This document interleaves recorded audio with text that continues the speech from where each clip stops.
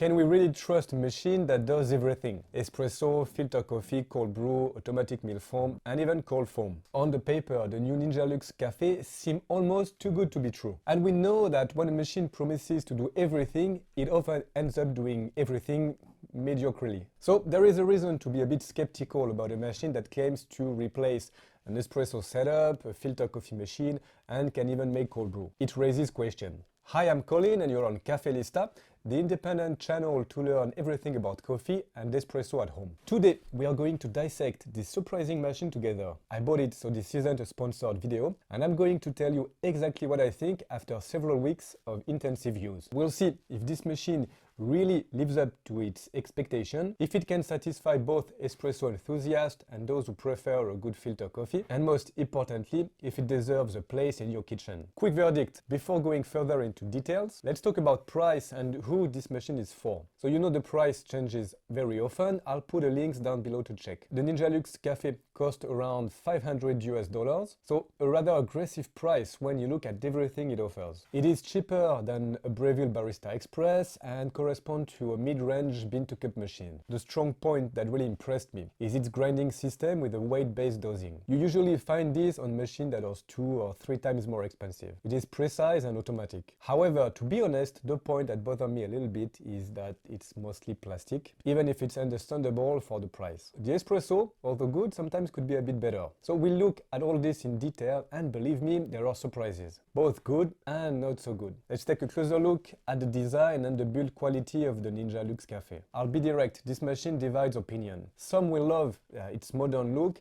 and others will find it a little bit too plastic. Personally, I think it does what it can with its budget, which is quite a lot. But as you can see, one thing is certain here, Ninja really innovates. We can criticize certain things, but it remains impressive. Whether it's interface, the coffee management system, the portafilter, milk frothing, it is very well thought out. Regarding dimension, we have a relatively compact machine for everything it does. However, and it's important to mention, you will need more space than that in reality. Why? Because Ninja made some interesting choices here. Storage on the side for tamper, basket. So you need to count at least, I would say, 10 centimeters on each side for easy access. In terms of capacity, we are well served.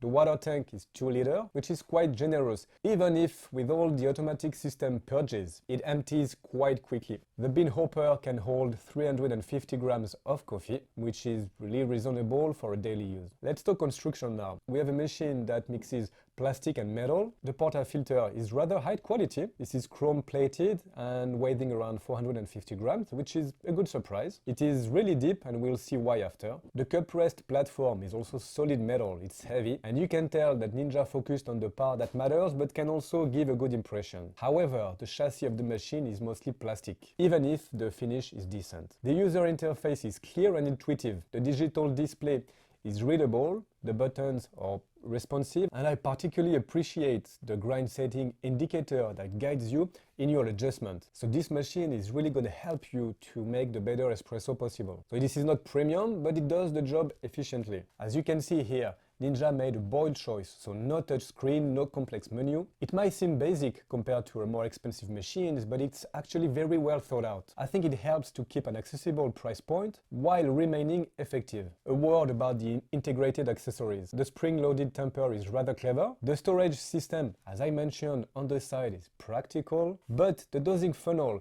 deserves, I think, to be more solid. It is an element that we use constantly. It is plastic. It feels a bit light. And if it breaks, you can't really use the machine anymore. So what impresses me here is that they managed to integrate all of that technology, the weight-based dosing, automatic frothing system, multiple function in a relatively compact format. Yes, it's plastic, but it's well-used plastic, if I can say so. Last small problem, the machine moves a lot when you want to insert the portafilter, so you will need to hold it firmly. In summary, the construction, I think, reflects the price positioning. We are looking at a modern household appliance, not a traditional espresso machine. But for the price, I found that Ninja made some intelligent compromises, prioritizing functionality and efficiency. Okay, let's talk technical aspect quickly. In terms of equipment, here's what we find on the Ninja Luxe Coffee. The grinder is a conical with 25 grind settings. Precision is there with variation by only 1/10 of a gram. Regarding pressure, we are on the classic 9 bars. That's what we want for a good espresso. The milk system is original. There is a magnetic whisk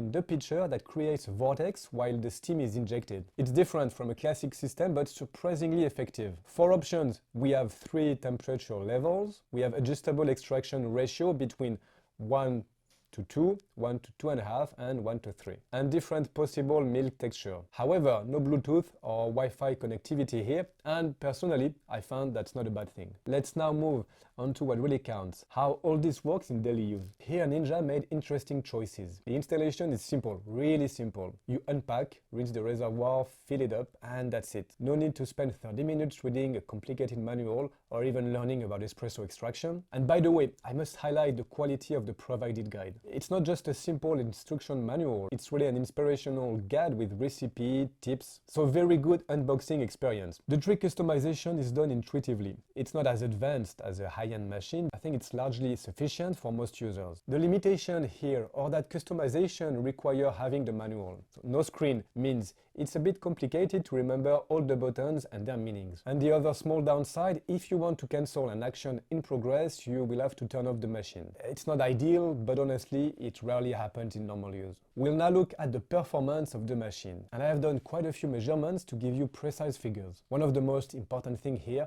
is the noise.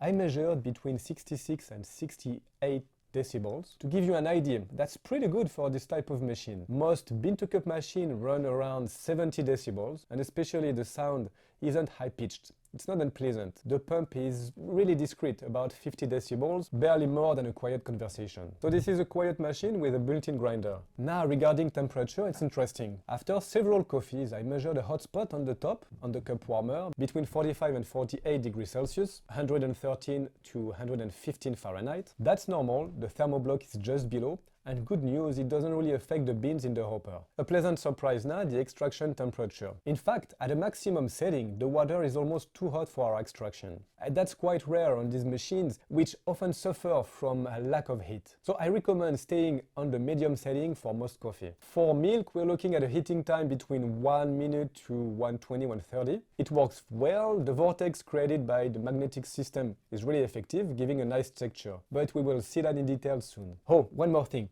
The startup is clever, no heating time at power on. The machine only starts heating when you start a coffee. It's economical and it's also practical. It is the first time I see that on the machine. Now the more important, let's talk about coffee extraction. The grinder does a pretty good job, but it's especially the consistency of doses that impress. The weighting system is really precise and really guides you into the proper settings. However, in mouth, it could lack a little bit of texture compared to a more traditional machine.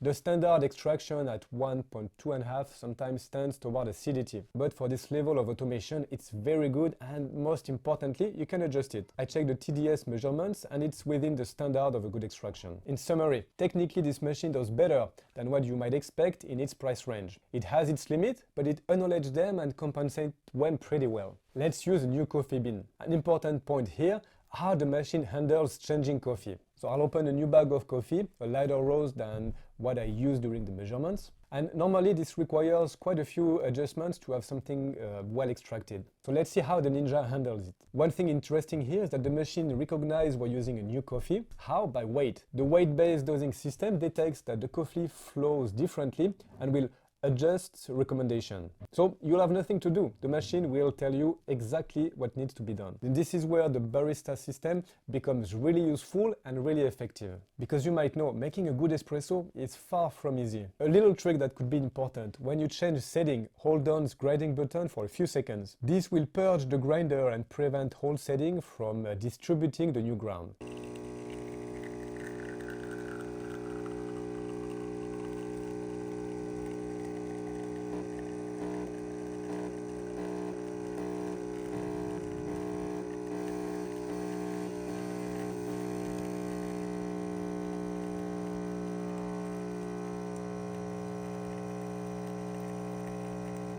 It's really impressive to see how quickly the machine adapts to different types of coffee. So I've tried light roast, darker roast. So this is not the perfect espresso, but it's very decent, especially compared to an automatic machine. The only downside, if you're really particular, you might want to go even one step finer, but for 80% of the users, the setting recommended by the machine will be perfect. Now let's look at the filter coffee. The machine can also make what it called filter coffee. It will ask us to change the grind setting, and the result is not bad, but it's also far from amazing. So here, let's be honest, this is not a real filter coffee. It looks a little bit more like a French press, but it's not so well extracted.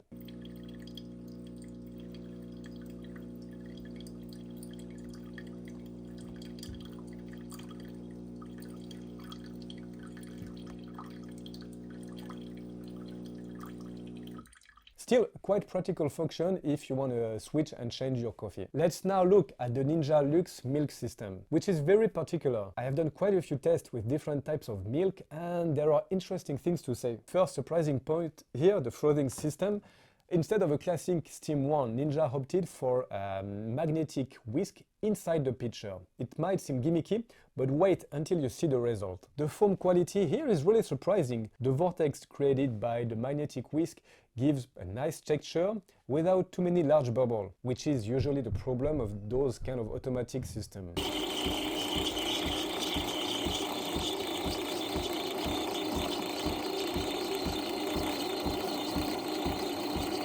It's not a barista level with a manual steam wand, but it's clearly above what you usually find for an automatic machine. Oh, and let me show you in manual mode. You just need to hold down the steam button for 3 seconds, then you can really control the steam injection and create exactly the texture you want. Here you're gonna need practice. Whether you prefer a light foam for a cortado or something a bit more creamier for a cappuccino, it's possible. This is kind of a hidden feature that transforms this machine from a simple automatic one to something more interesting for those who want to go further. However, a small tip, clean the wand well after each use. The automatic purge system helps, but a quick wipes with the cloth is still necessary to prevent milk from drying. Let's now talk about a crucial but often neglected aspect, maintenance and cleaning. Because a machine that does so many things necessarily requires some attention. For daily maintenance, quite simple, a wipe of the steam wand after each use, the portafilter empties easily, the drip tray needs to be emptied regularly, perhaps a bit too often. Regarding more thorough cleaning, Ninja has done things rather well. The maintenance kit provided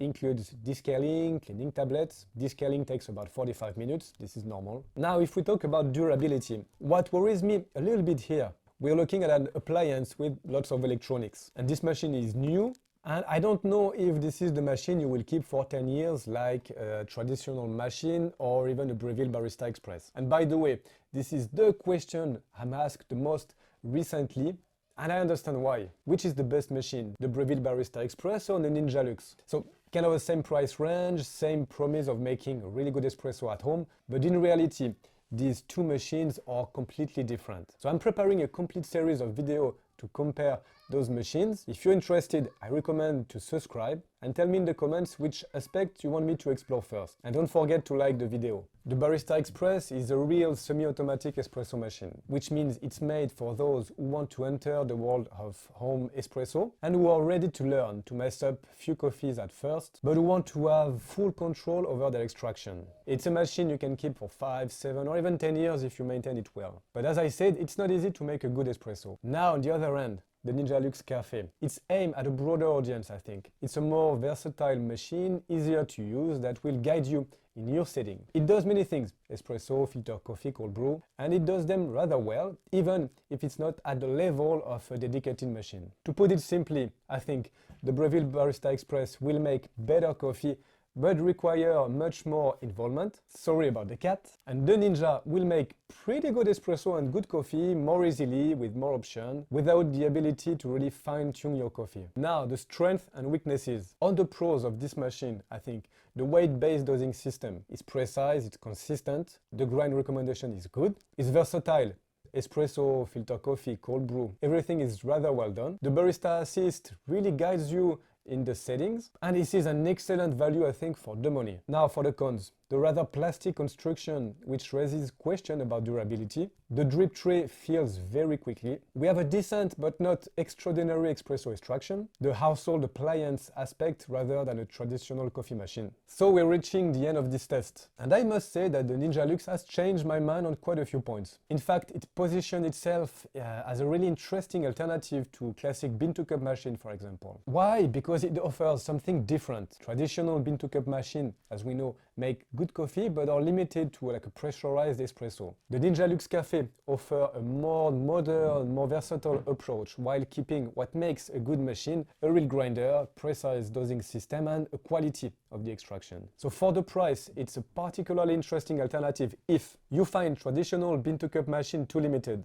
You want more than just espresso. You want a good coffee at home, but you don't want to learn how to make it. And trust me, it's not easy. You like alternating between filter coffee and espresso, or you're looking for something more advanced than a capsule machine. However, let's be clear. I think this is not a machine for the espresso purist. If you're looking for the machine to make perfect espresso and fine-tune your extraction, there are better options. But if you want a versatile machine that does many things and does them well, this is an excellent choice. If you liked this video, I'm pretty sure you will love this one here. I'm preparing a series of videos on this one, so if you don't want to miss anything, don't forget to subscribe. As usual, I see you soon. I hope you have a good week. Ciao.